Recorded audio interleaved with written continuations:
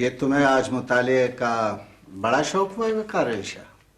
देखिए प्लीज, बड़ा बेहतरीन नावल है। विक्टर ह्यू का नाम सुना है कभी? होगा तुम्हारा कोई रिश्तेदार? हाँ, रूहानी रिश्ते तो मेरे दुनिया के बड़े बड़े राइटर के साथ जा मिलते हैं। अभी तुम्हारे गांव से भी कोई रिश्तेदार आए हैं, उन्हें भेज दूं तुम्हारे पास? गांव के रिश्तेदार? नहीं अंकल प्लीज। हाँ, एक बाबा है और साथ में एक लड़की। अच्छा, मैं खुद उनसे जाकर मिलता हूं।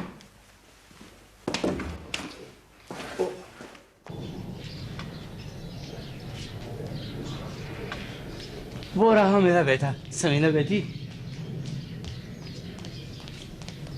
शाबाशे वकार अली शाह, शाबाशे। तूने तो कमाल कर दिया बेटा। आप लोग यहाँ कैसे पहुँच गए चाचा जान? बस पर चढ़कर आए हैं बेटा। तुम बताओ, तुम्हें यहाँ आए हुए पूरे 3 महीने गुजर गए हैं, मगर तुम्हें गांव आने की एक दिन भी तौफीक न हुई। हम सब लोग तुम्हें बहुत याद कर रहे थे बेटा। और फिर समीना की माँ की हालत तो बदल गई है वकार अली शाह। प्लीज चाचा जान। क्या कहा तुमने? जरा आहिस्ता बोलिए चाचा जान। बेगम साहिबा ने सुन लिया ना तो मेरी खैर नहीं है ना। तो मैंने कोई गाली दे दी है? आप समझते क्यों नहीं है चाचा जान? बेगम साहिबा बड़ी सख्त तबीयत की मालिक है। तुम सुनाओ, अच्छे तो हो ना? खुशवल हो? मैं तो यहाँ बड़े टाट से रहता हूँ, लेकिन आप लोगों को यहाँ आना नहीं चाहिए था। बेटा, हमारा आना यहाँ बहुत जरूरी था। वो क्या है समीना के गले में? क्या है बेटी, तुम ही बता दो ना। टॉन्सिल है बाबा, डॉक्टर ने ऑपरेशन का कहा है। ठीक है चाचा जान, इसका बंदोबस्त हो जाएगा, लेकिन आप लोग यहाँ से फौरन निकल जाएं। हमारे आने से तुम्हें यहाँ क्या तकलीफ हुई है वकार अली शाह? मेरी पोजीशन पर बहुत बुरा असर पड़ रहा है चाचा जान, आप समझते क्यों नहीं है? समझ गया हूँ बेटा, अच्छी तरह समझ गया हूँ। चलो समीना बेटी। चाचा जान, आप तो जानते हैं कि बेगम साहिबा अपने गांव के लोगों के साथ मिलने से बड़ी एलर्जी है चाचा जान। ये अपने पास रख ले चाचा जान। नहीं बेटा, हम इसके लिए नहीं आए थे, हम तो तुम्हें देखने के लिए आए थे बेटा। ठीक है, आइंदा के लिए आप ये तकलीफ ना करें, मैं खुद आप लोगों से मिलने गांव आ जाऊंगा। खुदा हाफिज। चलो बेटी।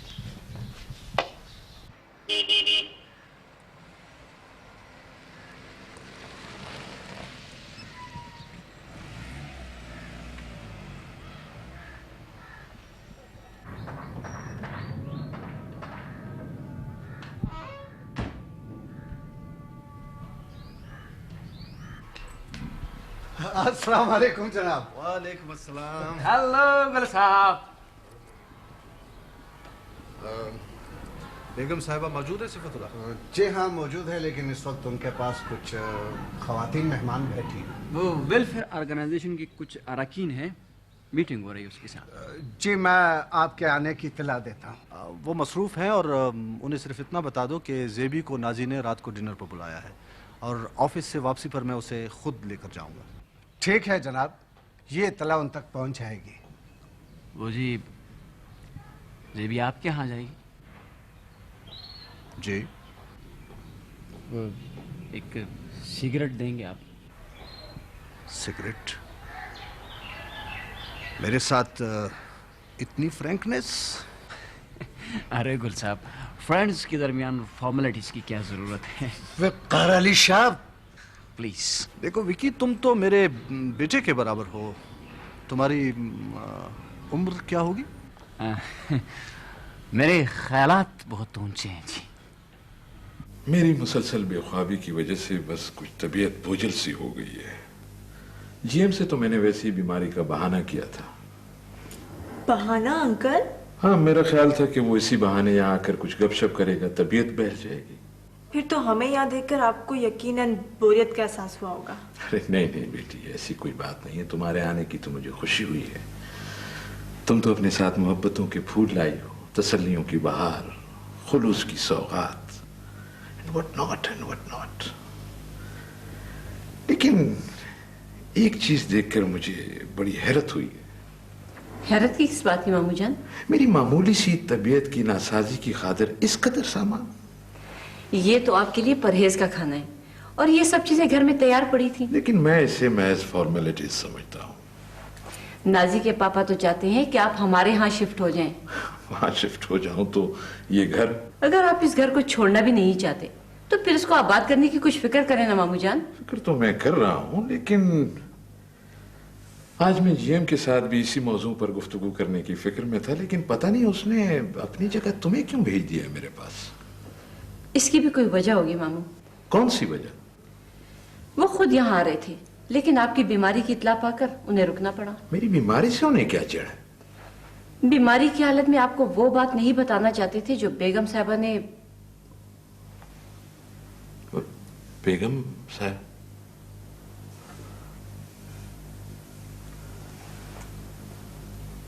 क्या बताया उसने?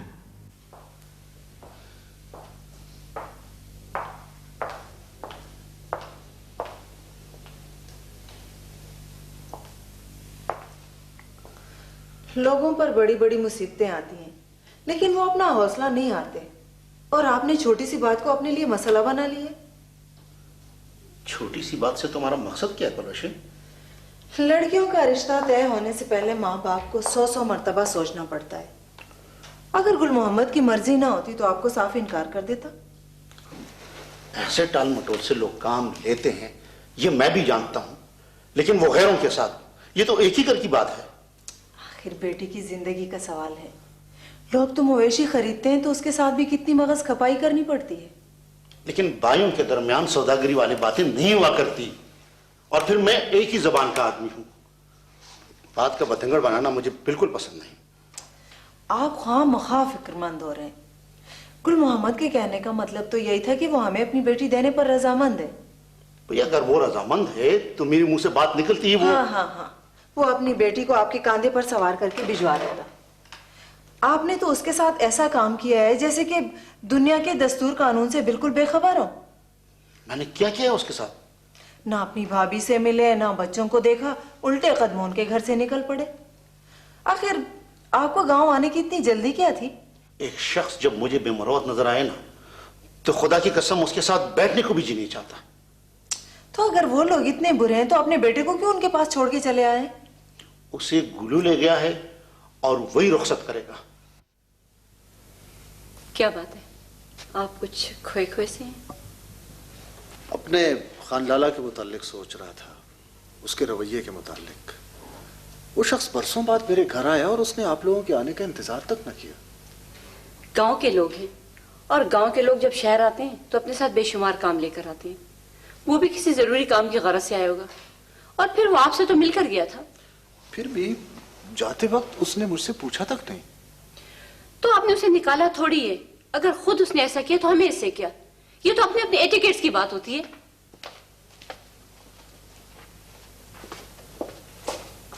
पापा, मम्मी का मूड कुछ खराब लगता है।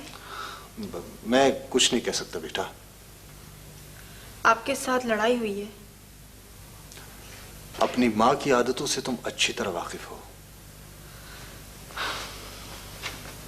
पापा प्लीज, आप इन छोटी छोटी बातों को माइंड ना किया कीजिए।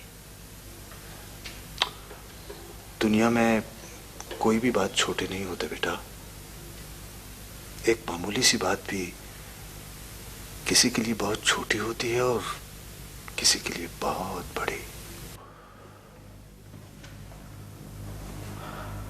सर जी, एक्सटेंसिव हुआ है। हाँ।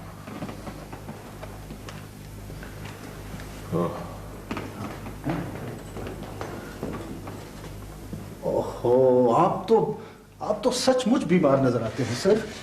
हाँ, बस वो उस रोज आपसे टेलीफोन पर बात हुई और आपके अहलो अयाल यहाँ से जब रुखसत हुए उसके बाद पता नहीं मुझे क्या हो गया। So sorry. आपको तकलीफ क्या है सर? कोई एक तकलीफ हो तो मैं नाम भी बताऊं।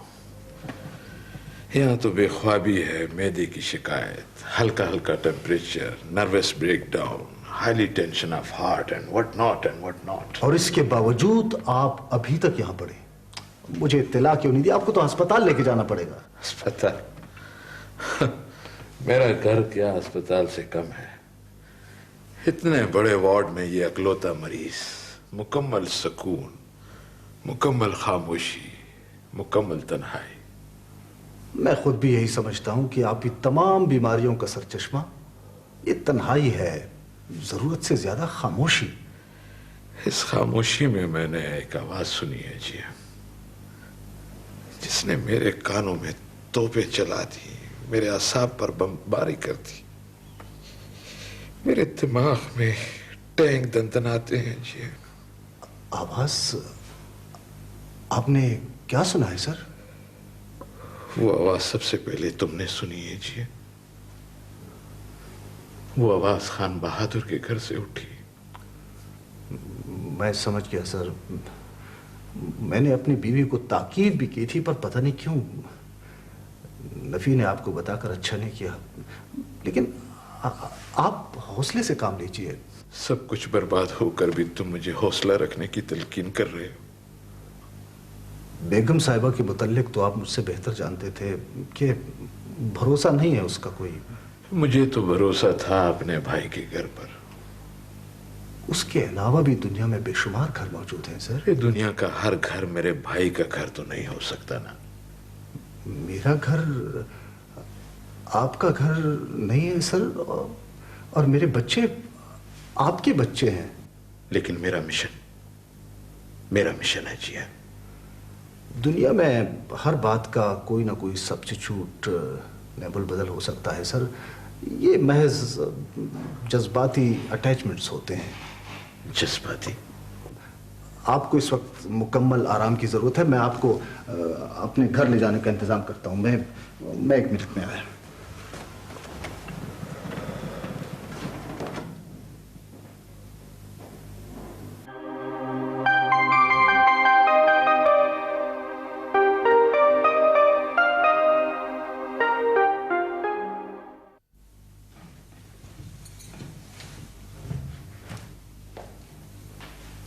अस्सलाम वालेकुम। वालेकुम सलाम।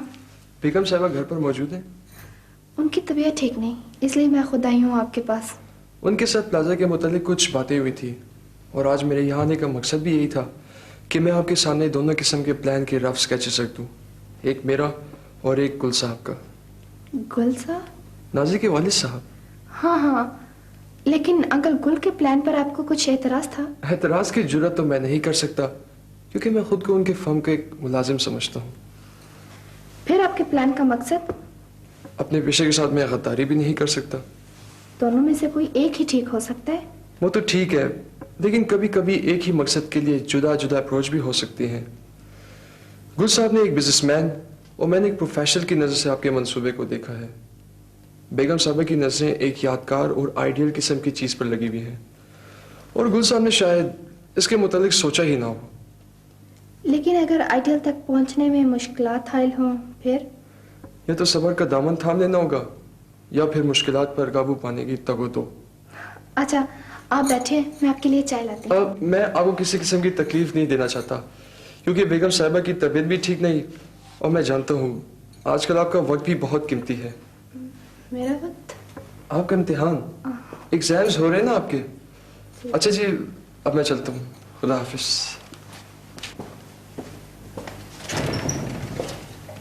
खुदा हाफिज। प्रिंस अभी तक नहीं आया खादिम हुसैन। वो अब अपने ऑफिस के कामों में दिलचस्पी नहीं लेता मिस्टर कामरान। दिलचस्पी ना लेने का मतलब, जब से हमारे साहब का भतीजा अली यहाँ आया है, सारा कारोबार उसने अपने हाथों में ले लिया है। लेकिन आफ्ताब तो कहता है कि वो सिर्फ अपने ही शोबे का इंचार्ज है। आप इस मखलूक को नहीं समझते। एक बाल उनके हाथ में आ जाए तो पूरी दाढ़ी नोच लेने की फिक्र में रहते हैं। अली आजकल अपनी हदें फलांग रहा है। वो आदमी तो शक्ल से बड़ा खामोश और सीधा साधा लगता है। तूफान तो हमेशा खामोश समंदरों की तह से उठते हैं मिस्टर जोशी। ये बात है। हम तो बीच में कुछ नहीं बोल सकते। आफ्ताब आपका यार है, आप ही उन्हें समझा सकते हैं। हम? हाँ, अली आया ही इस ख्याल से है कि वो आफ्ताब को बाप की नजरों से गिरा दे और खुद उनके कारोबार पर कब्जा कर ले। अली इस वक्त कहाँ है?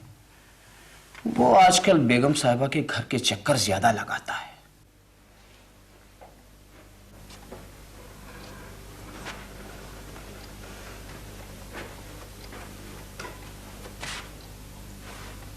तुम्हारा इम्तिहान खत्म हो गया ज़ेबी? बस एक ही पेपर रहता है, परसों मेरे एग्जाम्स खत्म हो रहे हैं। इसके बाद मेरा इम्तिहान शुरू होगा। आपका मम्मी? अभी तक तो तुम्हारी पढ़ाई का सिलसिला जारी था, तुम मसरूफ थी। अब तुम सारा वक्त घर में रहोगी तो मैं दिन रात तुम्हारे मुतालिक सोचती रहूंगी। क्यों? आपको मेरी यहाँ मौजूदगी पसंद नहीं? क्यों नहीं बेटी? तालीम का सिलसिला तो ख़त्म हुआ, अब मुझे रिजल्ट का इंतज़ार है और इंशाल्लाह मैं फर्स्ट पोजीशन लेके रहूंगी। उसके बाद? आप चाहें तो सर्विस ज्वाइन करूंगी।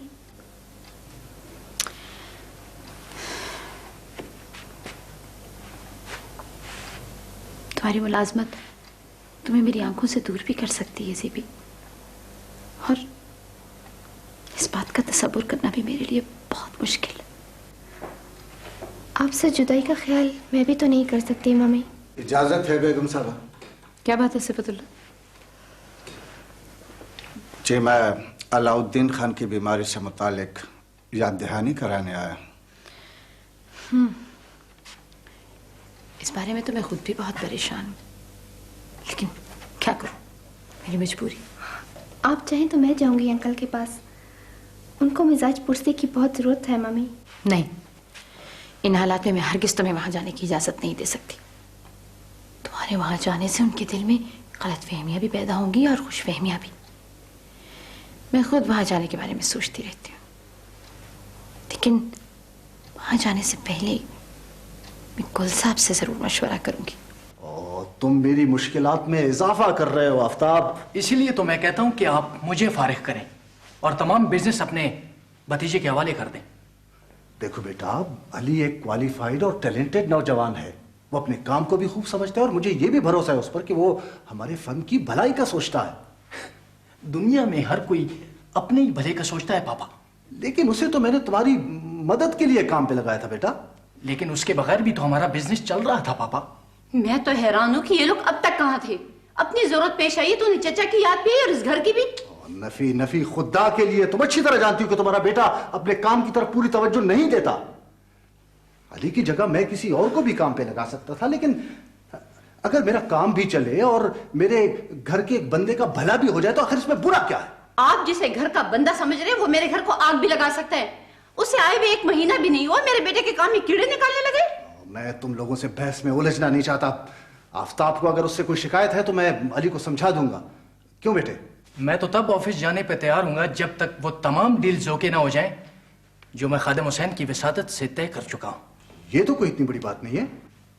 इस बारे में मैं अली को हिदायत दूंगा। मैं अभी जा रहा हूं।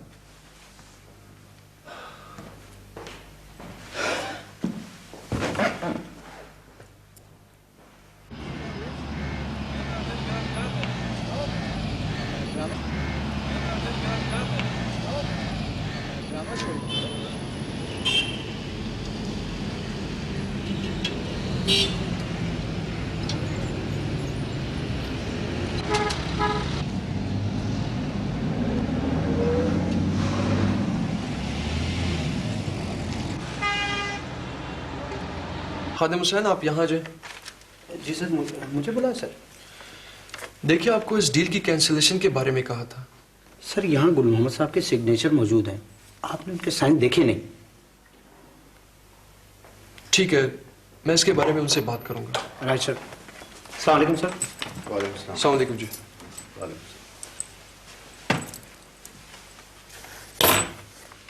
बैठो।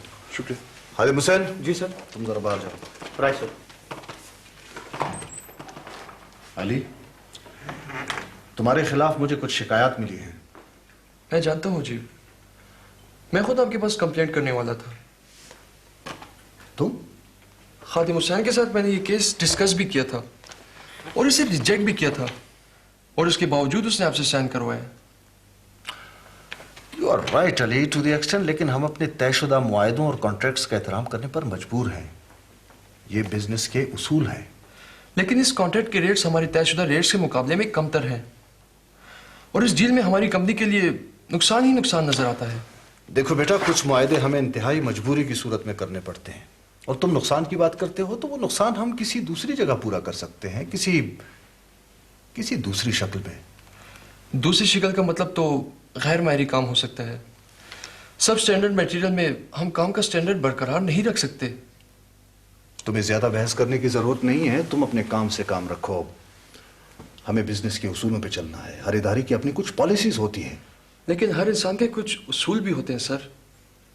तो फिर मैंने गलती की है। I'm sorry, मुझसे गलती हो गई है। इंतजामी उमूर में तुम्हें शामिल करके मैंने तुम्हारे साथ ज्यादती की है। ये मैं भी महसूस करता हूँ जी। इसका हल यही है कि तुम्हें आर्किटेक्चर के शोबे से मुंसलिक कर दूं। वहां तुम यकसुई के साथ काम कर सकोगे।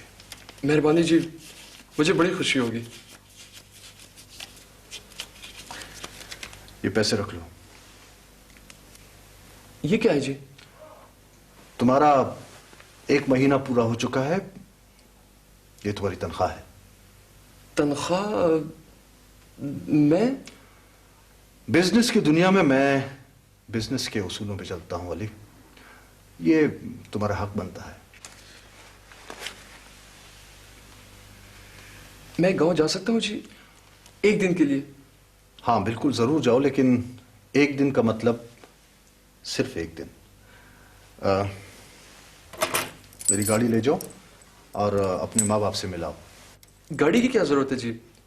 मैं बस में भी जा सकता हूँ। हाँ, ये बस और तांगे किस्म की चीजें अब तुम्हारे लिबास के साथ नहीं चलेंगी। तुम्हें अपने स्टेटस का भी ख्याल रखना है अली। अच्छा ठीक है, खुदा हाफिज। खुदा हाफिज।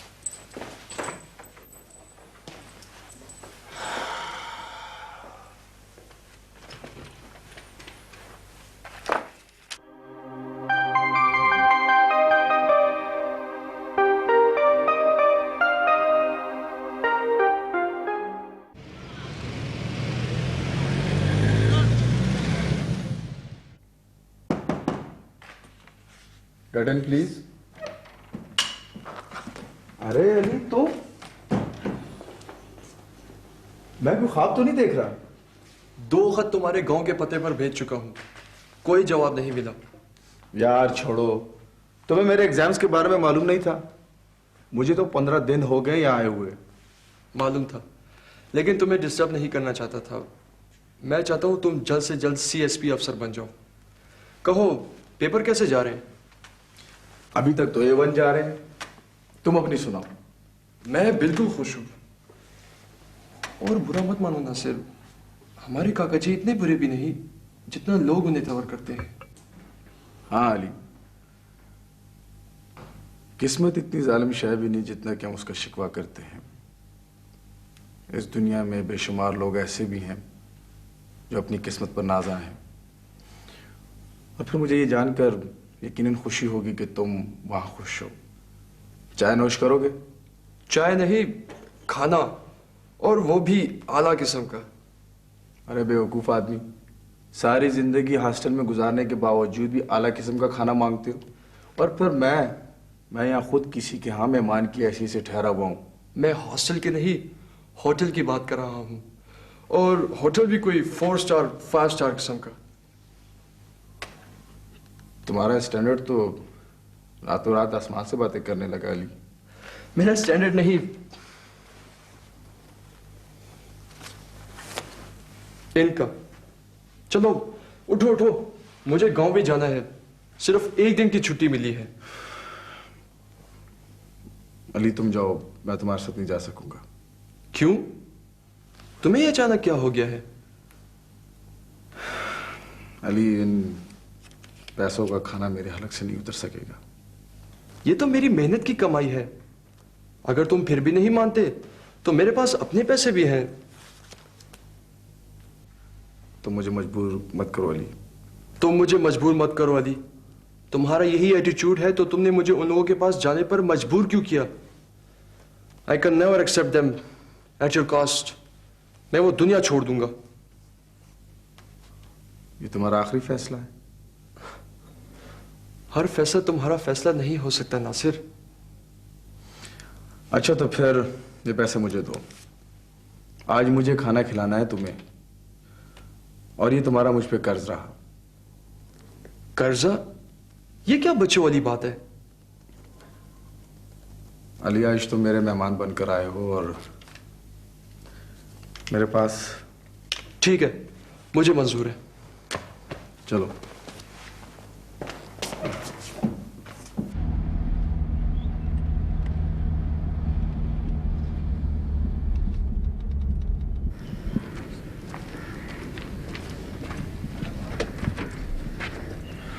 तुम खड़े क्यों हो? आओ बैठो ना। नासिर, तुम्हें फिर क्या हो गया? मुझे मालूम नहीं था कि तुम्हारा स्टैंडर्ड इतना ऊंचा हो चुका है। तुम्हारा मतलब क्या है? हम फुटपाथों पे चलने वाले, बस स्टॉपों पे खड़े होने वाले लोग ऐसी गाड़ी में बैठने के काबिल नहीं होते अली। लेकिन इस वक्त ये गाड़ी मेरी तहवील में है नासिर। ये गाड़ी ना मेरी है ना तुम्हारी, ये तो नसीबों वालों की मलकियत है।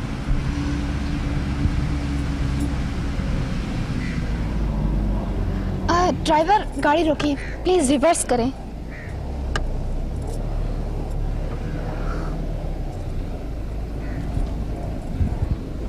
हेलो ज़ेबी। हेलो अली, आप यहाँ?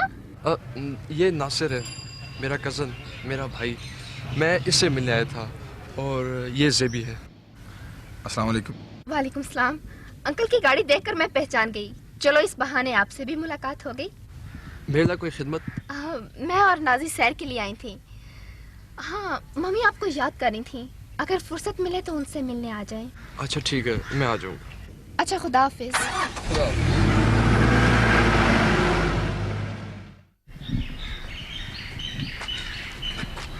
ये लड़की कौन थी अली? बेगम साहिबा की बेटी है, काका जी के करीबी दोस्त है। और उसके साथ गाड़ी में दूसरी लड़की, उसे पहचाना? मेरी क्या वाकफियत हो सकती है अजनबी लोगों से? अजनबी नहीं नासिर, तुम्हारी बहन नाजी।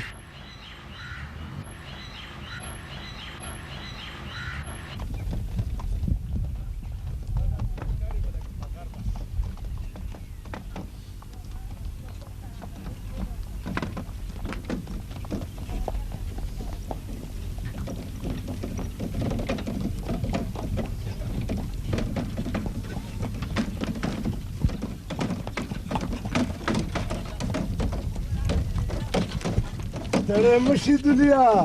खुश रहो इंदर बोला। कहो, कहाँ से आ रहे हो? तहसील से सौदा सर्फ खरीदने गया था।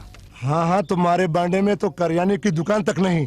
आओ हमारे साथ बैठो, तुम्हें चाय पिलाता हूँ। चाय तो मैं बाजार से पी कर आया हूँ, बड़ी मेहरबानी। फिर मैं तुम्हें सिटे खिलाता हूँ। इस साल हमारी ज्वार की फसल बड़ी जोरों की है, पता है? एक एक सिटा तुम्हारी टांग बराबर है। तुम्हारे सिट्टे अब खाने के नहीं रहे इंदर बोला। ये तुमने कौन सी बात की दुनिया? इन दिनों तुम्हारी फसलों की चौकीदारी गिदड़ करते नजर आ रहे हैं, और गिदड़ों की जूते को इंसान कैसे मुंह लगा सकता है? आ गई मेरी बात समझ में? मैं खूब समझता हूँ तुम्हारी बातों को, लेकिन जिन लोगों को तुम गिदड़ समझते हो ना, उनकी अपनी जायदाद बहुत बड़ी है। और हमारा एक्शन साहब यहाँ पर पेट्रोल पंप और आटे की मिल लगा रहा है। अच्छा, तुम सच कह रहे हो इंदर बोला?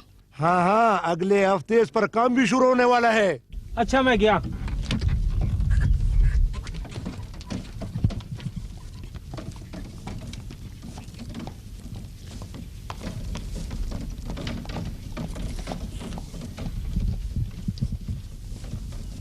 ये कौन था इंदर गोला? फकीर एक आदमी, दूल्हे।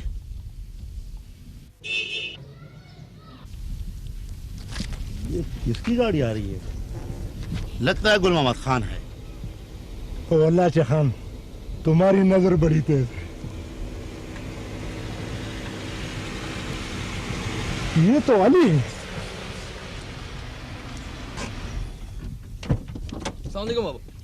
वालेकुम सलाम। अस्सलाम वालेकुम खान।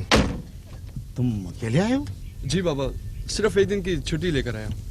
अच्छा अच्छा, ठीक है, तुम माँ के पास जाओ, मैं थोड़ी देर में आ रहा हूँ।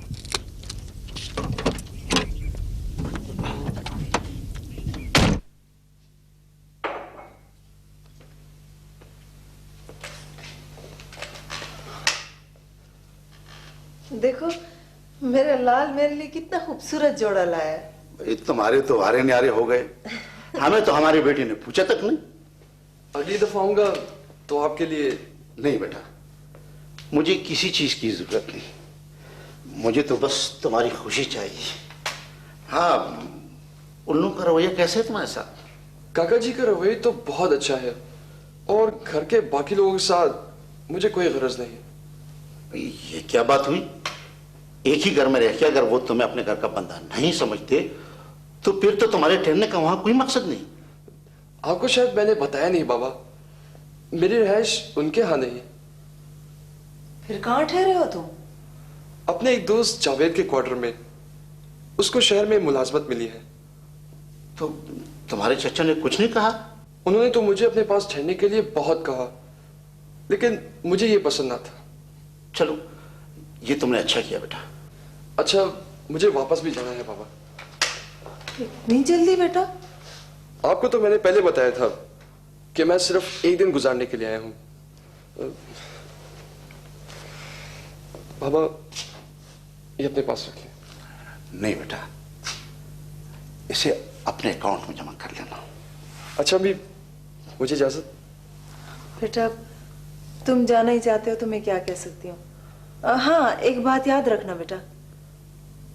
कौन सी बात? शहर जाकर अपनी चच्ची के लिए भी एक खूबसूरत सा जोड़ा खरीद लेना, खुश हो जाएगी। ये जरूरी है। तुम्हारी माँ ठीक कहती है अली। अच्छा अच्छा बेटा, अल्लाह के हवाले। अस्सलाम वालेकुम। अच्छा, वालेकुम सलाम बेटा, खुदा हाफिज। अली की बातों से यूं मालूम होता है कि उन लोगों का रवैया कुछ। ओहो, आप तो बस यूं ही। उन्होंने इतने ढेर सारे पैसे दिए हैं उसको, अपनी मोटर में घर तक भिजवाया, और फिर भी आप। मेरे दिल को उस वक्त तक चैन नहीं मिलेगा जब तक अली और नाजी की रिश्ते की बात पक्की ना हो जाए।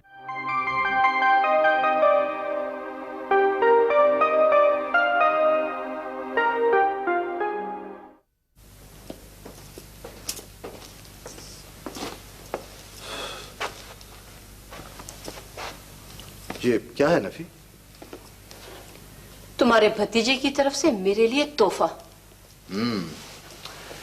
मेरे ख्याल में सूट का कपड़ा है। हाँ, कोई चीप सा है। तोहफा जैसे भी हो नफी, मोहब्बत और खुलूस की निशानी होता है, और इसमें कीमत से ज्यादा नीयतों को जानना चाहिए। तुम्हारे खानदान की नीयतों को मैं बहुत पहले जान चुकी हूँ। कल तक जिन लोगों ने मुझे पूछा तक नहीं, आज वो मेरे ही पैसों से मुझे तोहफे भेज रहे हैं। मेरे खानदान के लोग अगर तुम्हें नहीं भाते तो ठीक है, मैं आज ही फकीरे जैसे बदमाश सरफिरों का मुकाबला तुम करोगी।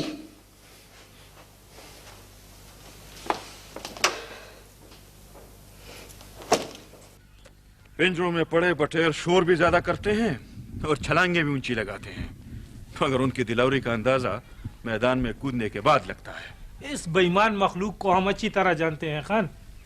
अस्पताल में बीमार पड़ा सड़ रहा था तो दिन रात उसके सिराने खड़ा मैं पैरा दे रहा था, उसका पूछने वाला कोई नहीं था। और आज उस बेगैरत भाई की चाकरी करता फिर रहा है।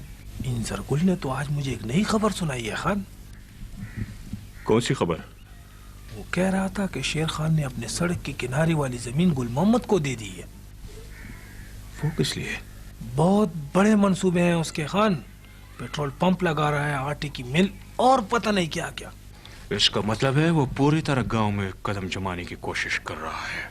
हाँ, आपके गांव छोड़ने की खबर उससे मिल चुकी होगी। मेरी मौत की खबर तो उसके पास नहीं पहुंची दुलिया। आपने जीते जी नासिर के हिस्से की जायदाद मुफ्त में उससे छोड़ दी। उससे मुर्दा समझकर मैंने ऐसा किया था दुलिया, अब उसे मैं जिंदा जमीन में दफन करके छोड़ूंगा। अच्छा, तो तुम इम्तिहान से फारिग हो गए मिस्टर CSP। आप क्या इरादे हैं? अब वापस गांव जाऊंगा। गांव जाकर क्या करोगे? चंद दिन मेरे साथ गुजार लो। नहीं अली, मामू जान मुझे देखने के लिए बेचैन होंगे, और फिर बगैर किसी जवाज के शहर में रुकना जल्दी पे तेल का काम करेगी। पता नहीं इन बातों का हल क्या होगा। इन बातों का मेरे पास बस एक ही हल है अली, कि मैं ये मुल्क छोड़ के कहीं बाहर चला जाऊं। अगर यही हल है तो तुम्हारी जगह मैं भी बाहर जा सकता हूँ। तुम्हारे बाहर जाने से तुम्हारे बाप के दिल पे क्या गुजरेगी, फिर मेरा क्या है? मेरे पीछे तो यहाँ रोने वाला भी कोई नहीं। तुम्हारे मामू? वो पत्थर के बने हुए हैं, और पत्थर रेजा रेजा भी हो जाएं फिर भी उनकी आंखों से आंसू नहीं बहते। मुझे भी क्या पत्थर की मूर्ति समझ बैठे हो? जिन लोगों से तुम्हें चिढ़ है, तुम्हारी खातिर मैं उनको आज भी छोड़ सकता हूं नासिर।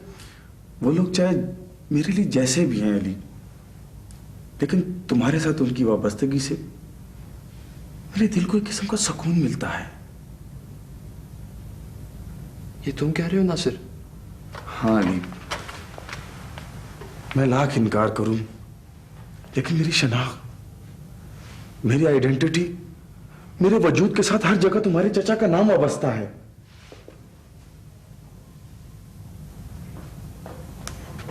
मेरा चचा या तुम्हारा बाप? बाप तो मेरे लिए कब का मर चुका है, लेकिन गुल मोहम्मद खान के नाम को मैं अपने सर्टिफिकेट्स और अपनी डिग्रियों का किसी तरीके से पूरा नहीं कर सकता। मेरे पास कोई हल नहीं है इसका। अगर तुम इस हकीकत को तस्लीम करते हो तो अपने बाप के करीब आने की कोशिश क्यों नहीं करते? ऐसा करना मेरे लिए एक अजीम गुनाह है। ऐसा करने से मैं काफिर बन जाऊंगा। काफिर? अपने खुशी और सुकून के लिए मैं उस इंसान के खलूस और इत्मीनान को धचका नहीं देना चाहता जिसने मुझे अपनी सांसों के कलमे में बंद करके पाला है।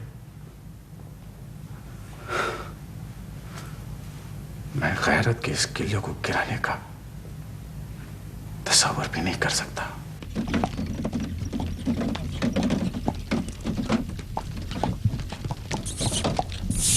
अस्सलामुअलैकुम खान। अस्सलामुअलैकुम शनाला। वालेकुम सलाम। बखैर दीवान खान, बखैर। अच्छा हुआ कि आप रास्ते में मिल गए, मैं आपकी तरफ आ रहा था। खैर तो है, बड़ी दिनों बाद तुमसे मुलाकात हो गई। आओ चलकर रोजरी में बैठते। आओ। मुझे यहाँ कोई बैठने की जगह नजर आती तो मैं इस गांव को छोड़कर क्यों जाता, लेकिन एक बहुत बड़ी जरूरत ने मुझे आने पर मजबूर किया है। कहो कहो फकीर मोहम्मद, तुम तो मेरे भाई हो। इस गांव के सबसे बड़े सफेदपोश आप हो शेलाला, और इस गांव में दाखिल होने वाले पर कड़ी निगरानी रखना आप ही की जिम्मेदारी है। गांव में दाखिल होने वाले लोग? बाहर से आने जाने वाले नापसंदीदा बंदे। भाई जाने वालों के लिए तो मैं दुआई कर सकता हूँ, और आने वालों को मैं नहीं रोक सकता। बाहर से आने वाले तो हमारे मेहमान होते हैं। बाहर से आने वाले दुश्मन भी हो सकते हैं। दुश्मन? दुश्मन कौन? तुम्हारा भाई। ये नामुमकिन है, मैं उसे नहीं रोक सकता। मैं किसी को भी नहीं रोक सकता। लेकिन मैं रोक सकता हूं, और मैं रोक कर दिखा दूंगा। आजाद भैया,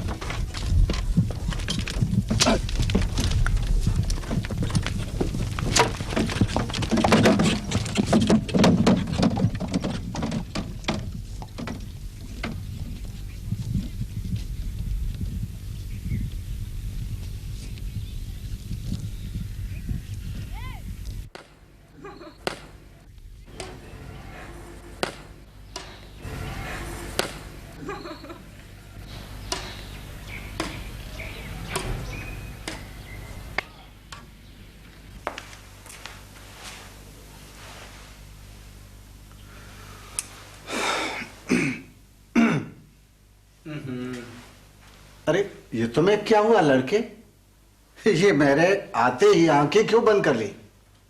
लाहौल पढ़ना भूल गया था। चलो इसकी सुनो। पूछो करेला तो जवाब मिलेगा आलू बुखारा। यार वकार अली शाह, तुम भी क्या शय हो। विकी प्लीज। अच्छा भला नाम रखा है माँ बाप ने। पता नहीं तुम्हें इस विकी पिकी में क्या नजर आता है। तुम्हें क्या मालूम अंकल, इस छोटे से स्मार्ट से नाम की वजह से पर्सनैलिटी पर कितना असर पड़ता है। अब इसे देखो, इसने अलाउद्दीन खान जैसी हस्ती से भी टक्कर ली। भाई तुम्हें क्या जरूरत थी उसकी सालगिरह में जाने की? और तुम्हें क्या जरूरत थी उसकी बर्थडे डेट बताने की? अंकल अलाउद्दीन मेरे दोस्त है, मेरे आइडियल है। क्या है? वो और मैं एक ही किश्ती पर सवार हैं। कौन सी कश्ती? हालात की कश्ती। मेरी तरह वो भी इस दुनिया में बिल्कुल अकेले रह गए। Only and the lonely.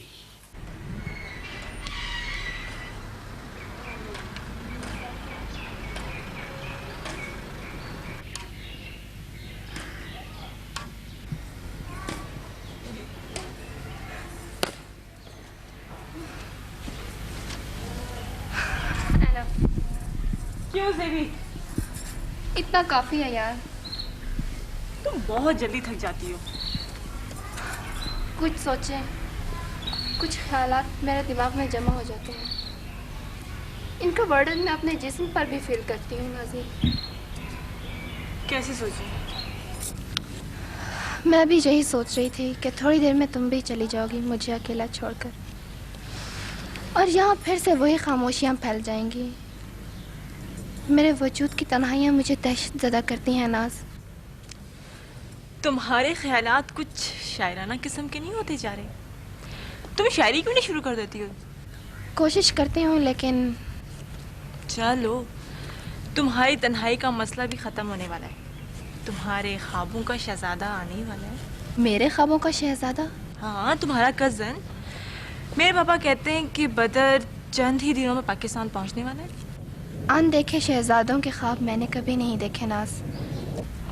लेकिन तुम्हारी मम्मी का अरमान? मेरे अरमानों का कातिल भी हो सकता है। हमें तो बता दो कि तुम्हारे दिल में क्या अरमान छुपे। ये मिस्टर अंकल गुल से मिलने आए। वालेकुम सलाम। आप? ऑफिस में एक पार्टी से एक डील साइन कराना है। आफ्ताब भी वहाँ मौजूद नहीं। घर जाकर पता चला कि अंकल यहाँ आए हुए हैं। हाँ, पापा ने मुझे यहाँ ड्रॉप किया था और वो खुद अंकल अलाउद्दीन के यहाँ बैठे हैं। चलो, मैं तुम्हें अंकल एडी के घर पहुँचाता हूँ। आओ।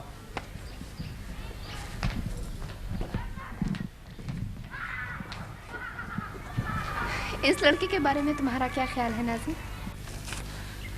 पापा के रिश्तेदार है। रिश्ते की नौयत? इसके मुतालिक मैंने जानने की कभी ज़रूरत ही महसूस नहीं की। ये तुम्हारे घर नहीं ठहरता? मैं तो इसे तुम्हारा बहुत करीबी समझती हूँ। हमारे पास रहते हुए भी ये लोग हमसे काफ़ी फासले पर हैं। क्या मतलब? मैं तुम्हें क्या बताऊँ ज़ेबी। दरअसल मेरे पापा बड़े सिंसियर और स्ट्रेट फॉरवर्ड किस्म के आदमी हैं। वो अपने रिश्तेदारों को काफ़ी सपोर्ट करते हैं और उनका हर तरह से ख्याल रखते हैं, लेकिन ये लोग अपनी हसद की वजह से हमारे करीब आने से भी कतराते हैं। पता नहीं क्यों। I hate this people. मुझे नफरत है इन लोगों से। कभी कभी नफरत का इजहार से भी मोहब्बत की बू आती है। कहीं ऐसा तो नहीं? मोहब्बत की खुशबू? लेकिन तुम उसके बारे में इतनी क्यूरियस क्यों होती जा रही हो? और उसके मुतालिक इतनी सारी इंक्वायरीज का मतलब क्या है ज़ेबी? मेरा मतलब जा